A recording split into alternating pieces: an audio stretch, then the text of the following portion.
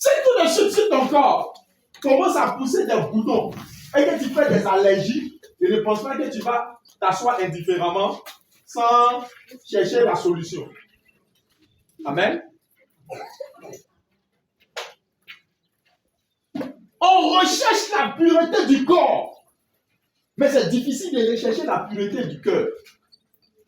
Alors que quand Dieu parle à Samuel, quand il partait oindre David, et qu'il voyait les frères de David, et qu'il portait son choix, Dieu lui a dit quoi?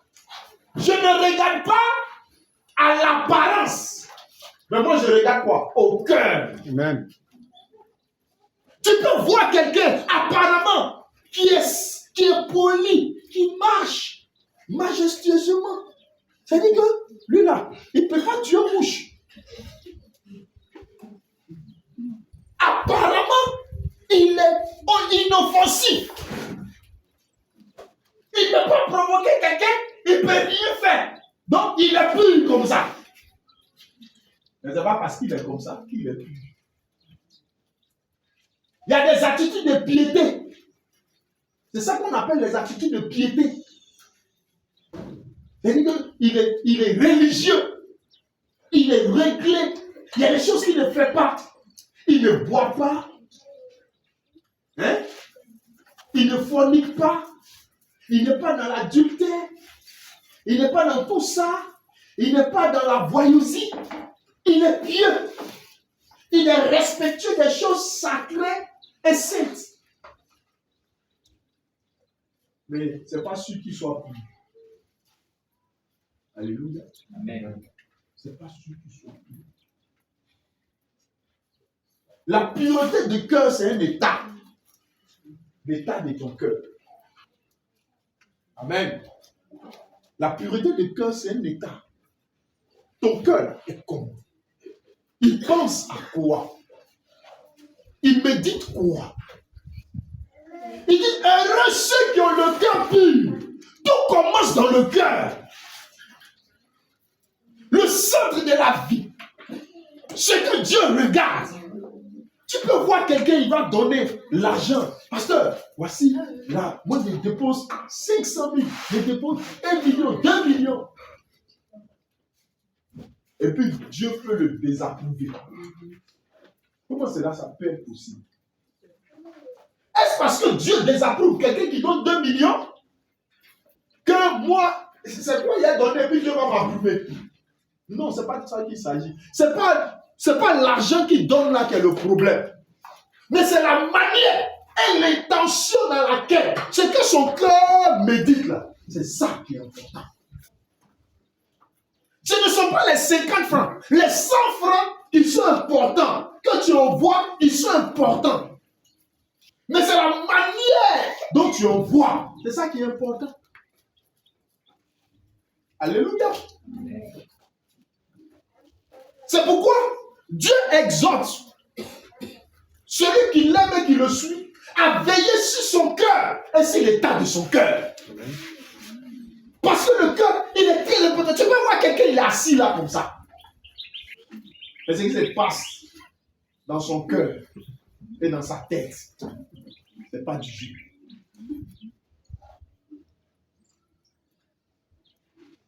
Alléluia.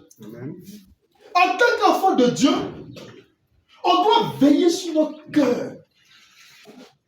Veille à ce que ton cœur ne soit pas le centre d'une autoroute ou d'un carrefour où tout ce qui est négatif passe. Alléluia. C'est très important. Veille sur ton cœur. Et surtout, en tant qu'enfant de Dieu. Si tu n'es pas enfant de Dieu, fais ce que tu veux. Mais moi, je parle aux enfants de Dieu. Veille sur ton cœur. Alléluia. Donc, la première vérité, c'est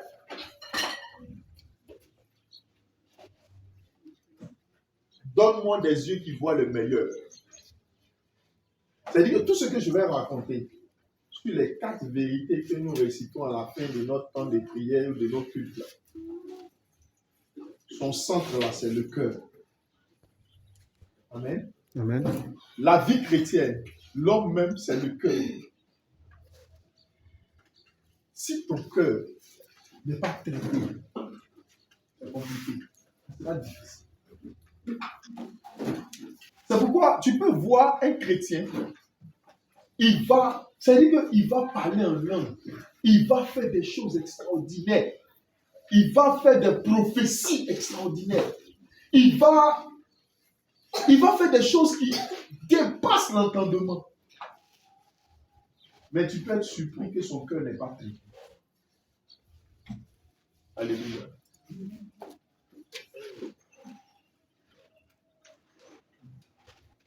Tu peux être surpris que son cœur n'est pas traité. Alléluia. Dieu peut utiliser quelqu'un pour que des paralytiques marchent, des lépreux soient purs, des malades soient guéris. Mais son cœur peut avoir un problème.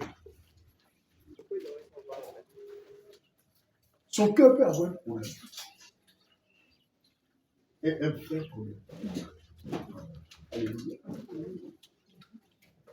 Son cœur peut avoir un véritable problème. C'est pourquoi il faut veiller sur son cœur.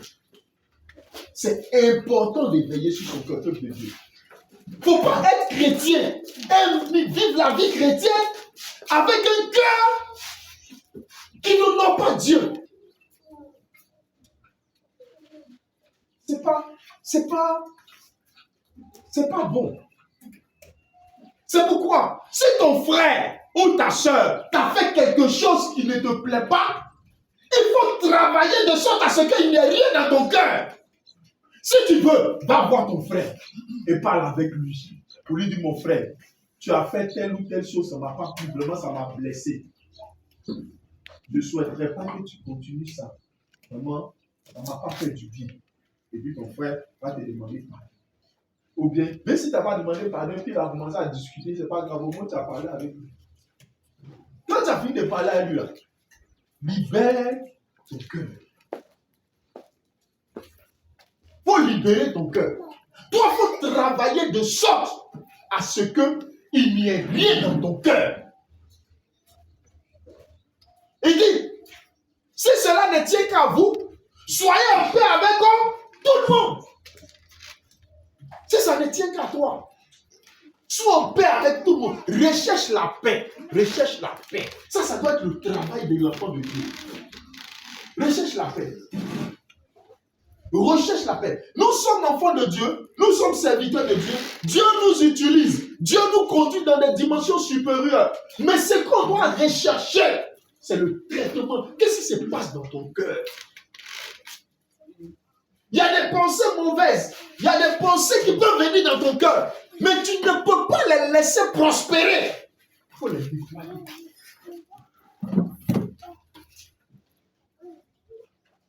Dieu veut qu'on ait un cœur qui est pur. La pureté du cœur, là, ce n'est pas quelqu'un qui juge ça avec toi. C'est toi-même qui juges ça avec Dieu. Amen. C'est toi qui juges ça avec Dieu. C'est toi-même qui connais l'état de ton cœur. Ce qui se passe dans ton cœur. C'est pourquoi c'est très important que l'enfant de Dieu fasse attention à tout ce qui se passe dans son cœur. Si tu sens des choses monter dans ton cœur, que tu n'arrives pas à nettoyer, à rejeter, il faut aller prier Dieu pour que Dieu libère ton cœur. Amen. Amen. C'est un travail quotidien que chacun de nous doit faire. Que tu sois chrétien, que tu sois responsable, diacre, ancien, pasteur, c'est un travail que chacun de nous doit faire. Même moi-même qui te parle, c'est un travail qu'il doit faire. Le traitement du cœur. Quelqu'un peut t'énerver et puis ton cœur gonflé contre lui. Mais quand ton cœur s'est fâché contre lui, là, il faut que dans les minutes qui suivent, là, tu libères ton cœur. Si tu ne libères pas ton cœur, et puis tu commences à méditer des choses, des rancœurs dans ton cœur, pendant que tu es en train de faire ce travail-là, tu ne fais plus le travail d'un enfant de Dieu. Tu ne fais plus le travail d'un enfant de Dieu. Tu n'as plus l'attitude d'un enfant de Dieu. Dieu n'aime pas, Dieu n'est pas content de ça. Dieu veut faire tellement de choses avec nous qu'il veut que nous ayons une très bonne disposition de cœur. Parce que si ton cœur là, il n'a pas un état comme ce que Dieu veut, ça réjouit le diable. Et il trouve là une belle occasion pour entrer en scène. Et pour continuer à t'inspirer des choses négatives. Alléluia. Ce sont des choses qui semblent être petites, mais qui sont très importantes. Ce sont des choses de la vie. Tu peux voir une sœur en Christ ou bien un frère en Christ à l'église chrétien